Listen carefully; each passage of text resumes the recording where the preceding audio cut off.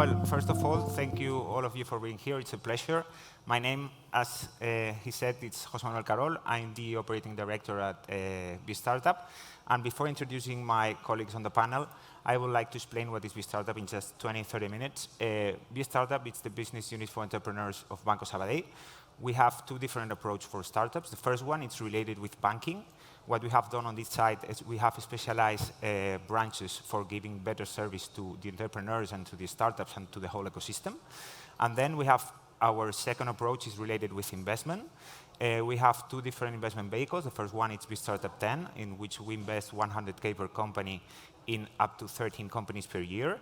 And then we also have inside the bank in BS Capital, sorry, Sabadell Venture Capital, which is a fund that invests from 200K up to 2 million. So, and it's normally they invest in pre-Series A or Series I. And today we are going to introduce two of our investing companies. The first one is Cobee, which the CEO, Borja Aranguren, and then Pere Vallès, CEO of Exotica. So it's a pleasure to be here with you today, guys. Can you please introduce your companies before entering in? Sure.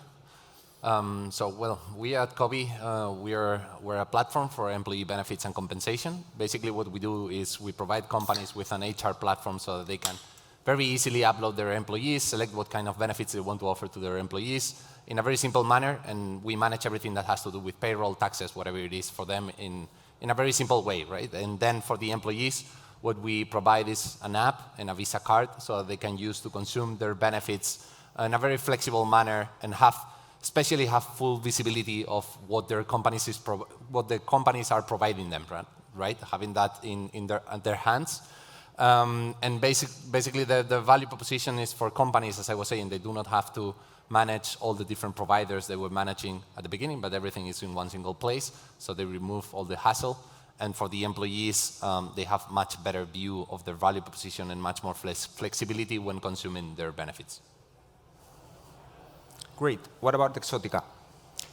Yeah, Exotica is a company in the travel space. We are digitizing multi-day tour packages, which is one of the last segments of the travel industry that is still offline, that is still in the hands of the traditional brick-and-mortar travel agencies. A multi-day tour package is a trip that is very complex. It's probably one of the most complex products in travel because it includes an international flight. And once you reach the destination, there is a circuit that might require additional flights, land transportation, airport pickups, hotels in different locations, activities, tours, guides, etc. So because of this complexity, it's been one of the last products to be sold online. And basically what we want to do is we want to lead this digital transformation of the space. We started in Spain first, but we have already expanded into 5 other countries, in Germany, UK, France, United States, and Canada. Although by far we found the best product market fit in the US, which right now represents around 60% of our sales. We've had very good growth. We started in 2015 with 2 million euros in sales, and 4 years later, in 2019, we were already doing 50 million euros. 2020 obviously was a very difficult year because of COVID, but because of certain measures that we put in place, we managed still to generate around 32 million euros in sales. And this year, we're on track to do around 75 million in sales. Okay, perfect. I would like to start with the beginning of the companies instead of I would like to know, Borja, you start as a mainly solo founder. You have 2 other people on the team, but you were as mainly solo founder. And on the other side, Pere, you start, or you enter Exotica when the company was running, there was a founder, and you enter as a professional CEO at the company. I would like to know on that days how this experience was. I don't mind who starts. Sure. No, I joined Exotica in 2018. The company was founded in 2015, and I'm not the founder. There was a founder. It's not the first time that I join a company as CEO where there is already a founder, and it's never an easy process, because usually it's very difficult for the founder that has created the company, that is used to running the company his own way, to share basically the decision-making power with somebody else who comes from the outside world. I think in general, what I have tried to apply, and it has worked for me in this type of transitions is, I think you need to have two things. The first one is you need to have and show respect and recognition for what the founder has achieved. I mean, the reason why you're there and because you have decided to join that project is because you found the project attractive, and that's to the founder's credit. And the second reason, the second thing I think you need to do is, I think very early once you join, you need to prove the founder and show the founder that you are bringing something new, and something different. In the case, for example, of Exotica, I joined in March. They told me that we had 9 months of runway. I found out that it was like 3-4 months, and we had to raise a financing round very quickly, and we were able to do that. And that's something that the company had struggled with, and that basically allowed me to show the founder that I was able to bring something that was valuable for him and for the company.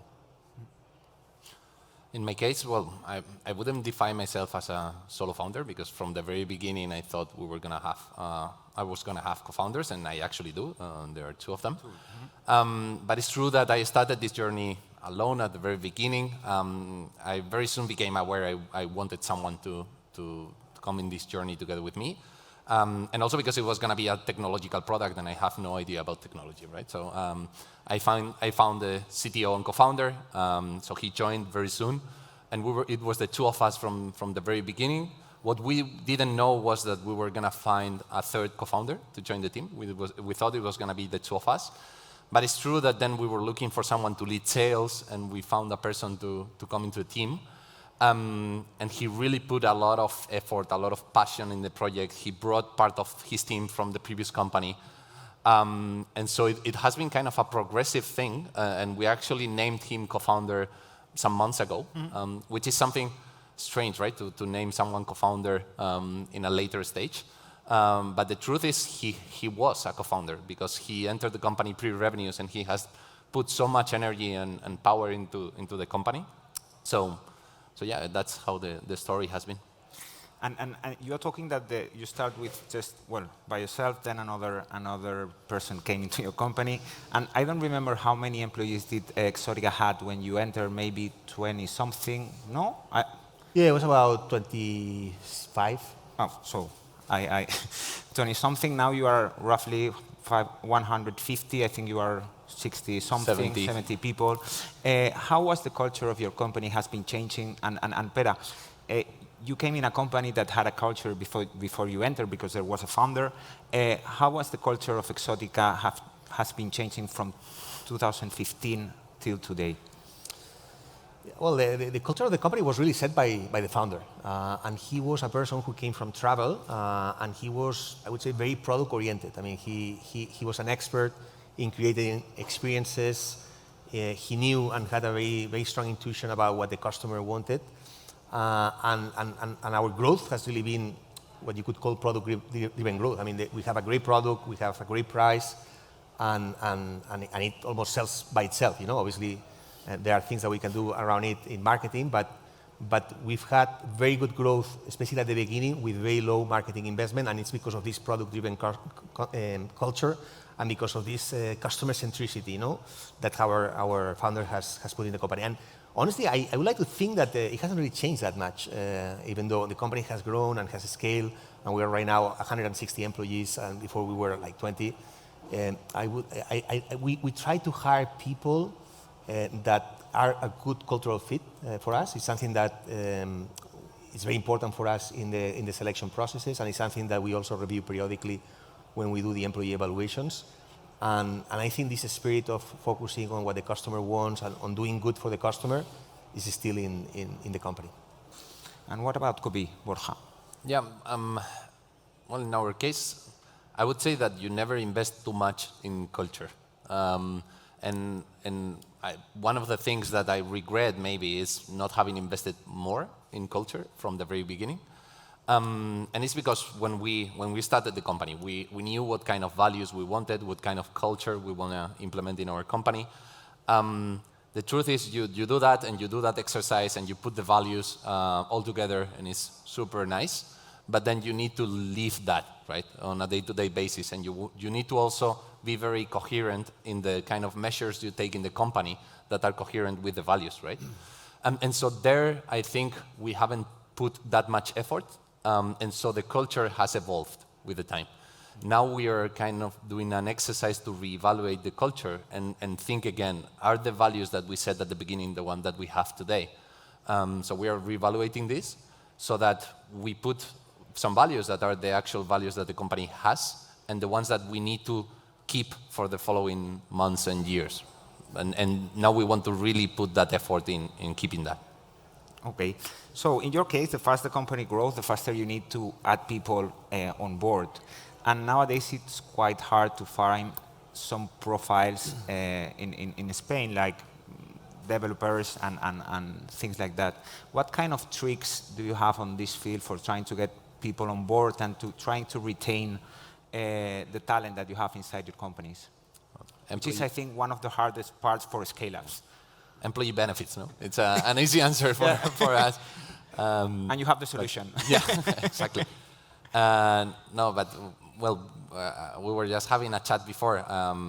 We're now thinking about how to have the remote workforce together with more in-office workforce and having different people working in the same place, in the same company, and how to retain them, because now necessities are very different from the different people you have.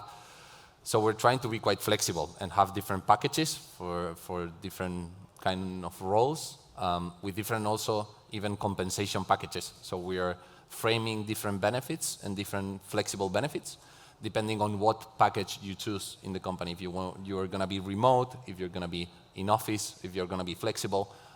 So it's not only the way you work, but also the way you get compensated. Yeah, I think, I think you need to do all that, but I think it's also important the storytelling. There is this old saying that says that people join for the project and leave because of a bad manager, you know, and I think it's true. I mean, I think people want to be part of something, you know, they want to have a purpose when they come to work. They want to be part of a great success, and being able to sell this to the employees, as we have to do as CEOs with our investors. I think it's part of our job. No? In the case of Exotica, for example, our purpose is to make people's dreams come true. You know, in trips, you know, we're very focused on the affordability of the trips. We're bringing down the prices of trips that until recently only a small minority could afford, so that a big majority can all of a sudden afford. You know, so that purpose and being part of something that could be big, you know, is something that I think is increasingly appealing to new employees. And then to retain, you need to avoid the bad managers, and that's where the culture comes to play. And again, we're very, very careful on who we bring in, and once we bring somebody in, one of the big criteria, which has equal weight to performance that we use to evaluate, is the cultural fit, you know, and that's key to maintain a good work environment and to retain the key talent.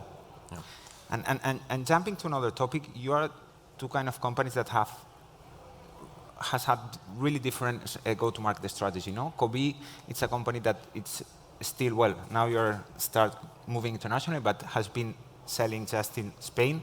And Exotica, it's a company that has been or went international quite early on the first days. Why? What do you think it's better? Do you think it's better to first be part of a country and explore, or you prefer to go quickly, move to another country quickly? Which is the kind of go-to-market strategy that you prefer, and why have you done these kind of things on your company? Why didn't Exotica start selling, Cobee, sorry, start selling in Portugal the first year? I would say, well, at least my opinion is it depends on the nature of the business.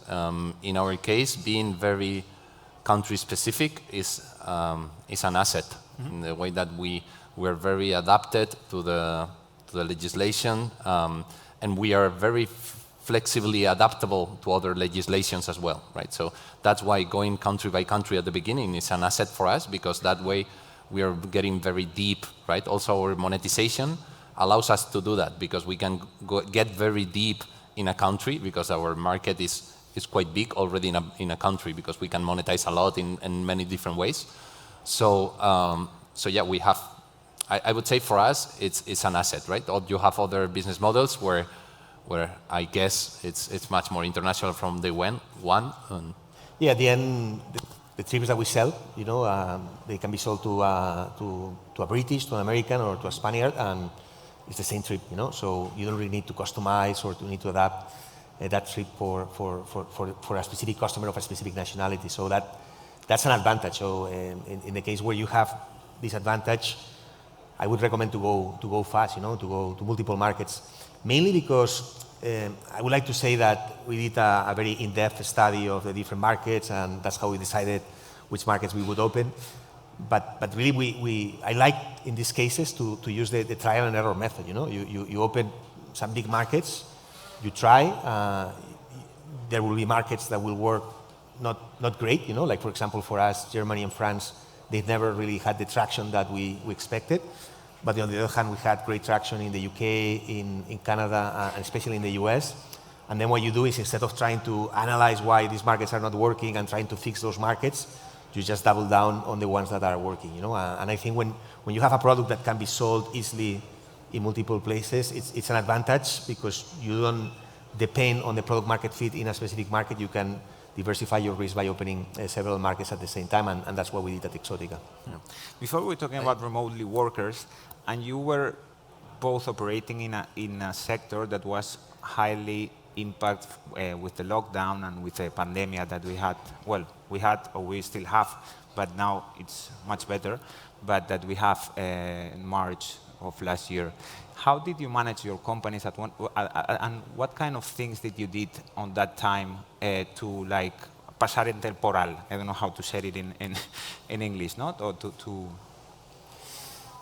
Yeah, I mean, obviously we were hugely impacted by COVID not only because we are in travel, but because within travel, we do international travel, which has been the segment that has been the most affected by travel restrictions. So the impact has been huge. I mean, the company was doing great, and all of a sudden, from really literally in 1 month, we went from selling 5 million per month to selling almost nothing, less than 100,000 euros in the following month. So, I mean, I think we had two choices, basically. And one choice was to go into hibernation, basically put everybody under a furlough and try to conserve cash to extend the runway as much as possible. That was one option. And that's the option that a lot of our competitors follow, and a lot of the traditional players in the industry followed. And we chose a different path. We chose to remain active in the market. It's true that we had raised capital just before COVID, so we were lucky in that sense. So we could afford taking that risk, and we chose basically to try different things that were both creative and risky, to try to reactivate sales even under the worst market conditions. And we gave it a try, and there were things that worked and things that didn't work, but the things that worked really worked well. And only 2 months after the COVID had impacted, we had already recovered around 60% of our sales. And after the announcement of the Pfizer vaccine in November of last year, we saw a big acceleration in our growth, and now in the last months, we're hitting record levels again of sales. Mm-hmm. In our case, we didn't really know how much COVID was gonna impact us. So we continued selling. The first thing we realized was that we couldn't continue selling because companies had all the budgets frozen, so they were not ready to take any decisions. So once we realized that, what we thought is, okay, and are we gonna lose the client base that we currently have? So we didn't know either. What we did was we called all of our clients one by one in order to ask them, is our solution, is COVID something that you're gonna take out as the first thing because you're gonna cut in costs and you're gonna take it out? So we called all of our clients, and what we realized was that our solution was much more sticky than what we actually thought. And so that was very good news because none of them was planning to take out COVID. And so what we take that in our advantage. So what we thought was, if the budgets are frozen, but people are not taking out our solution, what we're gonna do is we're gonna offer it for free until next year, because we know that once they put it in the company, they are not gonna take it out. So what that way we continued growing for the next months. We had a growth curve that was the hypothetical growth curve and the real curve that was flat, right? And the danger was that actually that curve was not projecting in reality, but we were lucky and we actually converted 98% of the clients. Great. And what about investment rounds? You have raised quite a lot of money, both of you, and you have international investors from a long time ago. Which is the round that for you has been the most difficult to close? It's more difficult to close the Series A or the last round that it was Series C, I think, but it's harder to close that round, so it's harder to close the earliest one. In general, the hardest round is the first one. First one, no? To me, I think is the most difficult one because you don't really have the metrics sometimes yet, and it's a leap of faith, on behalf of investors. They have to really bet on you and on their intuition. And then the next rounds are like after Series A, everything is more, I would say, data-driven, and there are metrics, and there's a lot of tangible evidence that the business is progressing well. In my case, in Exotica in particular, obviously the first round was the most difficult one, mainly because we had a very short runway. We had only like 4 months of runway, and when you have a very short runway, there is no margin for error. You really have to go fast and make sure that the investors don't drag their feet too much. So that the first one was the most difficult one. The other ones, the Series B and the Series C, really it was more investors coming to us because they already knew us than us going out, and that's obviously puts you in a very strong position. Borja, just in 10 seconds, do you agree with Pere that? Yeah, I agree. And basically, Totally? the short answer is the first one as well. Okay. I'm sorry, we have to wrap it up just because we have a bit of a water situation in the sides there, and so we kind of have to bring people out. So the school play, we're going to have to cut that a bit short. But thank you, all three of you, so much for joining us here at South Summit 21. Ladies and gentlemen, can you please give a big round of applause to our VIP speakers? That was excellent.